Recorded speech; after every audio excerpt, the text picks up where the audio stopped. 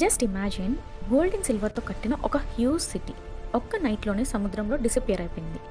ఆ లాస్ట్ అయిన సిటీ పేరు అట్లాంటిస్. చాలా ఇయర్స్ నుంచి అందరికీ వచ్చిన డౌట్ ఒకటే, అట్లాంటిస్ నిజంగా ఉండేదా? ఈ స్టోరీని ఫస్ట్ చెప్పింది ఎవరు అంటే గ్రీక్ ఫిలాసఫర్ ప్లాటో.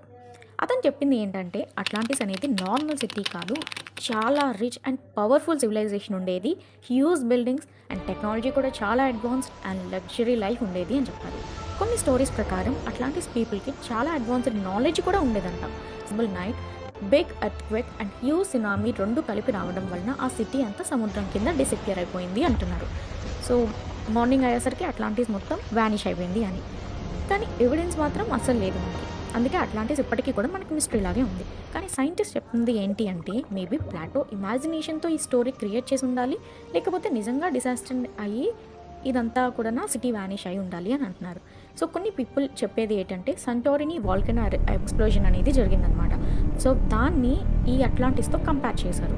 అండ్ ఇంకొంతమంది చెప్పింది ఏంటంటే సీలో దొరికిన బిమినీ రోడ్ అవే అట్లాంటిస్ యొక్క రిమైన్స్ అని చెప్పి చాలామంది ఇంకొంతమంది నమ్ముతున్నారు.